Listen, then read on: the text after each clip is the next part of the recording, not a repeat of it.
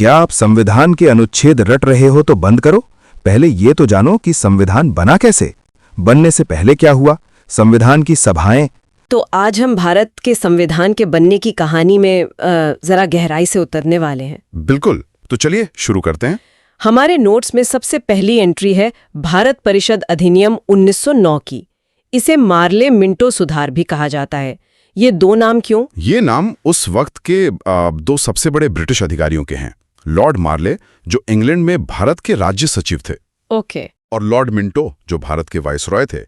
इस अधिनियम ने एक बहुत बड़ा काम किया। पहली बार किसी भारतीय को वायसरॉय की एग्जीक्यूटिव काउंसिल का सदस्य बनाया गया। अच्छा, ये तो बहुत बड़ी बात रही होगी उस समय। बहुत बड़ी। वो थे सत्येंद्र प्रसाद सिन्हा। ये एक तरह से भारतीयों के लिए सत्ता के दरवाजे में एक छोटी सी दरार खोलने जैसा था। लेकिन इसी अधिनियम के साथ एक बहुत बड़ा विवाद भी जुड़ा हुआ है ना, सांप्रदायिक प्रतिनिधित्व प्रणाली की शुरुआत। हाँ, और यही इन सुधारों का सबसे, कह सकते हैं, स्याह पहलू है। इसका क्या मतलब था? मतलब आसान भाषा में इसका मतलब था कि मुसलमानों के लिए अलग चुनावी क्षेत्र बनाए गए, जहां सिर्फ मुस्लिम मतदाता ही मुस्लिम उम्मीदवार को वोट दे सकते थे। ओहो। इसी वजह से लॉर्ड मिंटो को सांप्रदायिक प्रणाली का जनक भी कहा जाता है। ये एक ऐसा कदम था जिसका असर आने वाले कई दशकों की राजनीति पर बहुत गहरा पड़ा। समझ गई। तो इसके ठीक 10 साल बाद 1919 में भारत शासन अधिनियम आया। इसे मॉन्टेग्यू चेम्सफोर्ड सुधार के नाम से जाना जाता है। इसमें क्या अलग था? ये सुधार एक कदम और आगे गए। मॉन्टेग्यू उस समय भारत के सचिव थे और चेम्सफोर्ड वाइसरॉय। इस अधिनियम ने प्रांतों में आंशिक रूप से एक उत्तरदायी सरकार की स्थापना की। आंशिक रूप से? जी, इन्होंने द्वैध शासन या डायरकी की एक बड़ी उलझी हुई व्यवस्था शुरू की। मतलब प्रांतों के विषयों को दो हिस्सों में बांट दिया। 2 हिस्सों में? हाँ, एक थे आरक्षित विषय जैसे वित्त, पुलिस, जो गवर्नर के पास थे, और दूसरे थे हस्तांतरित विषय जैसे शिक्षा, स्वास्थ्य, जो भारतीय मंत्रियों को दिए गए। मतलब नाम के लिए जिम्मेदारी दी गई, लेकिन असली ताकत यानी पैसा और पुलिस वो अभी भी अंग्रेजों के हाथ में थे। बिल्कुल सही समझा आपने। और केंद्र में भी पहली बार 2 सदनों वाली विधायिका बनाई गई, एक राज्य परिषद और एक विधानसभा। और जहां तक मुझे याद है, इसी अधिनियम की जांच के लिए साइमन कमीशन भारत आया था, है ना? बिल्कुल। सर जॉन साइमन की अध्यक्षता में ये कमीशन ये देखने आया था कि 1919 का अधिनियम कितना सफल रहा। लेकिन उसका तो जबरदस्त विरोध हुआ था। हाँ, क्योंकि उसमें एक भी भारतीय सदस्य नहीं था। ये भारत के लिए एक बहुत बड़ा अपमान था कि हमारे भविष्य का फैसला करने वालों में हमसे ही कोई नहीं है। तो अब हम आते हैं 1935 के भारत शासन अधिनियम पर। इसे तो पूर्ण उत्तरदायी सरकार के गठन में मील का पत्थर कहा गया है। ये इतना महत्वपूर्ण क्यों था? क्योंकि ये सिर्फ एक मील का पत्थर नहीं था, ये एक तरह से हमारे आज के संविधान का ब्लूप्रिंट था। अच्छा। इसने प्रांतीय स्वायत्ता की शुरुआत की।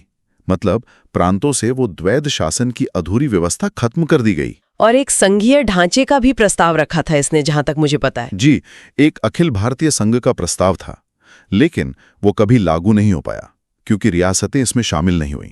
पर इसके बावजूद हमारे संविधान के कई प्रावधान सीधे यहीं से लिए गए हैं। इसके बाद तो दूसरा विश्व युद्ध शुरू हो गया और 1942 में क्रिप्स मिशन भारत आया।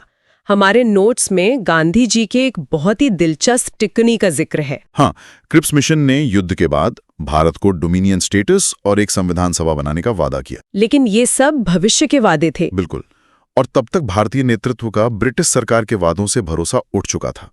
इसीलिए गांधी जी ने इसे दिवालिया बैंक का चेक कहा था। मतलब एक ऐसा वादा जिसका कोई भरोसा नहीं। जी। और फिर आजादी एकदम करीब आ गई। 24 अगस्त 1946 को नेहरू जी के नेतृत्व में अंतरिम सरकार बनी। जी। और फिर 3 जून 1947 को माउंटबेटन योजना आई। जी। और माउंटबेटन योजना ने ही भारत के विभाजन की रूपरेखा तय की। ये सत्ता हस्तांतरण का, कह सकते हैं, अंतिम और सबसे निर्णायक मोड़ था। तो अब देश आजाद होने वाला था। जी। और अपने लिए एक संविधान बनाने का सबसे बड़ा काम शुरू हुआ। जी। संविधान सभा की पहली बैठक 9 दिसंबर 1946 को हुई। शुरुआत कैसे हुई? शुरुआत में सभा के सबसे वरिष्ठ सदस्य डॉक्टर सच्चिदानंद सिन्हा को अस्थायी अध्यक्ष बनाया गया। अच्छा। ये एक फ्रांसीसी परंपरा है। अच्छा। लेकिन 2 दिन बाद ही 11 दिसंबर को डॉक्टर राजेंद्र प्रसाद को स्थायी अध्यक्ष चुन लिया गया और एच.सी. मुखर्जी को उपाध्यक्ष। और एक और नाम बहुत महत्वपूर्ण है, B.N. राव। हाँ, B.N. राव को सभा का संवैधानिक सलाहकार नियुक्त किया गया। वो एक बहुत ही काबिल न्यायविद थे और उन्होंने ही संविधान का पहला कच्चा मसौदा तैयार किया था। और फिर नेहरू जी ने उद्देश्य प्रस्ताव पेश किया। ये क्या था और इसका क्या महत्व है? ये बेहद महत्वपूर्ण है। 13 दिसंबर 1946 को पेश किया गया ये प्रस्ताव असल में संविधान की आत्मा और उसके दर्शन का सार था। आत्मा मतलब इसने ये बताया कि आजाद भारत कैसा होगा, एक संप्रभु, समाजवादी, धर्मनिरपेक्ष और लोकतांत्रिक गणराज्य। ओके। इसी प्रस्ताव को 22 जनवरी 1947 को स्वीकार किया गया और बाद में यही हमारे संविधान की प्रस्तावना बना। इतना बड़ा काम करने के लिए यकीनन समितियां भी बनी होंगी। हाँ, कुल 8 मुख्य समितियां थीं, जैसे संघ शक्ति समिति के अध्यक्ष जवाहरलाल नेहरू थे, प्रांतीय संविधान समिति के अध्यक्ष सरदार पटेल थे, और सबसे महत्वपूर्ण प्रारूप समिति? बिल्कुल, प्रारूप समिति यानी ड्राफ्टिंग कमेटी, जिसके अध्यक्ष डॉक्टर B.R. अम्बेडकर थे। इस समिति का काम संविधान का मसौदा तैयार करना था।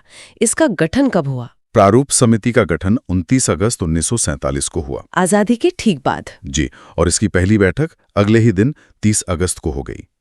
इसी समिति ने संविधान के अंतिम मसौदे को आकार दिया। तो आखिर में ये ऐतिहासिक दस्तावेज कब बनकर तैयार हुआ? संविधान को बनाने में 2 साल 11 महीने और 18 दिन का समय लगा। इतना लंबा समय? जी, और अंत में 26 नवंबर 1949 को संविधान सभा ने इसे अपनाया या अंगीकृत किया। उस समय इसमें 22 भाग, 395 अनुच्छेद और 8 अनुसूचियां थीं। हमारे नोट्स में एक दिलचस्प बात यह भी है कि प्रस्तावना को पूरे संविधान के लागू होने के बाद लागू किया गया था। हाँ, ये सुनिश्चित करने के लिए कि प्रस्तावना संविधान के प्रावधानों से पूरी तरह मेल खाती है।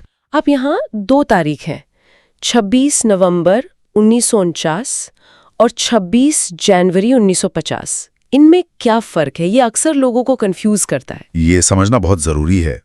26 नवंबर 1949 को संविधान को अपनाया गया था और इसी दिन नागरिकता, चुनाव जैसे कुछ जरूरी प्रावधान तुरंत लागू हो गए थे। ओके, तो कुछ हिस्से उसी दिन लागू हो गए। जी, लेकिन संविधान को पूर्ण रूप से 26 जनवरी 1950 को लागू किया गया और इसी दिन को हम गणतंत्र दिवस के रूप में मनाते हैं। और अब हम 26 नवंबर को संविधान दिवस के रूप में भी मनाते हैं। जी, ये परंपरा 2015 से डॉक्टर अंबेडकर के 125वें जन्मदिन के अवसर पर शुरू की गई ताकि संविधान के महत्व को याद रखा जा सके। इसी से जुड़ी एक और बात, 15 सितंबर को अंतर्राष्ट्रीय लोकतंत्र दिवस मनाया जाता है। बिल्कुल, जो इसी भावना को वैश्विक स्तर पर दर्शाता है। तो ये थी कहानी हमारे संविधान के बनने की। छोटे छोटे सुधारों से शुरू होकर एक आजाद राष्ट्र के सबसे पवित्र ग्रंथ तक का सफर। हमने देखा कि कैसे दशकों की बहस, त्याग और मेहनत के बाद ये दस्तावेज तैयार हुआ। बिल्कुल। और जाते जाते सोचने के लिए एक सवाल छोड़ते हैं।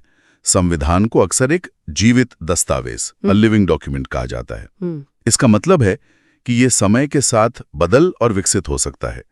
तो ये देखते हुए कि इसे लिखने से पहले भी इसका एक क्रमिक विकास हुआ, आज के समय में इसके जीवित होने का क्या अर्थ है? अच्छा सवाल है। वे कौन से मूल सिद्धांत हैं जो आज भी 21वीं सदी में होने वाले बदलावों और व्याख्याओं का मार्गदर्शन करते हैं? अगर वीडियो अच्छा लगा हो तो लाइक, सब्सक्राइब जरूर करें ताकि ऐसे ही वीडियो आप तक पहुंच जाएं।